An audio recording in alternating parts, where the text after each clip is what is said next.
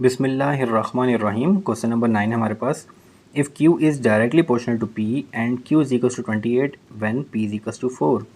हमारे पास जो रिलेशन गिवन है उसके अकॉर्डिंग Q डायरेक्टली प्रोपोर्शनल है P के, और जब भी डायरेक्टली प्रोपोर्शनल का साइन आता है तो एक कांस्टेंट साथ ऐड होता है जो हमारे पास K है।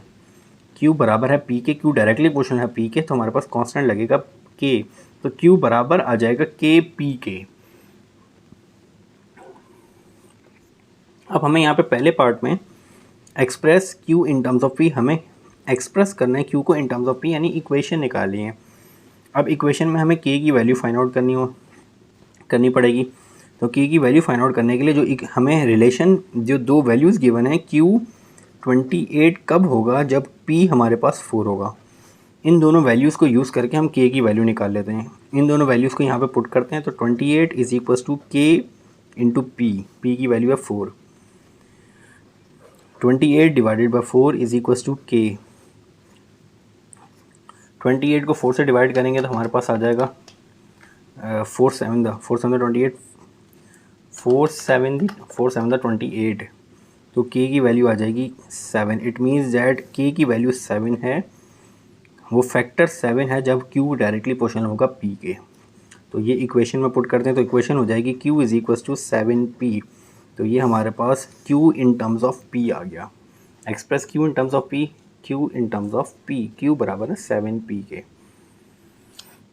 अब हम सेकेंड पार्ट पर चले जाते हैं। सेकेंड पार्ट में find the value of Q। आपको Q की वैल्यू फाइंड आउट करनी है जब P की वैल्यू आपके पास गिवन है 5। तो ये रिलेशन यूज़ करते हैं, Q is equal to 7P। Q की आपने वैल्यू फाइंड आउट करनी है, 7 और P है आपके पास 5। तो Q आ जाएगा आपके पास, Q की वैल्यू आ जाएगी 7 5 द 35। तो Q की वैल्यू आपने निकाली 35 जब P की वैल्यू आपको 5 गिवन थी। नेक्स्ट थर्ड पार्ट है इसका। Find the value of P। आपको P की वैल्यू फाइंड आउट करनी है when Q is equal to 42, जब Q की वैल्यू 42 गिवन है। तो इक्वेशन वो यूज़ करते हैं, Q is equal to 7P।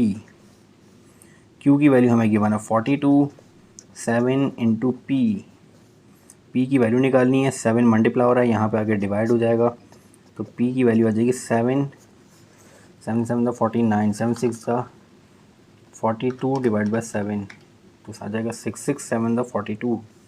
तो P is equal to 6। It means that P is 6, P will be 6 when Q is equal to 42। तो ये हमारे पास यहाँ पे क्वेश्चन नंबर 4 कंप्लीट हो गया। Q डायरेक्टली प्रोपोर्शनल था P के, और इस दो इक्वेशंस को यूज़ करके Q is equal to 28 one P is equal to 4, इनको यूज़ करके हमने K की वैल्यू निकाली, और K की वैल्यू निकालने के बाद हमने Q को एक्सप्रेस कर दिया इन टर्म्स ऑफ P, जो हमारे पास आ गया Q is equal to 7P। Then Q की वैल्यू हमने फाइंड आउट की by using P which is 5। तो हमने जो एक्सप्रेशन निकाली थी Q is equal to 7P, उसको यूज़ करके हमने Q की वैल्यू निकाल ली। देन उसी एक्सप्रेशन को यूज़ करके P की हमने वैल्यू निकाली जब Q था हमारे पास 42, जो आ गया हमारे पास P इज इक्वल टू 6। तो यहाँ पे हमारे पास क्वेश्चन नंबर 4 कंप्लीट हो गया।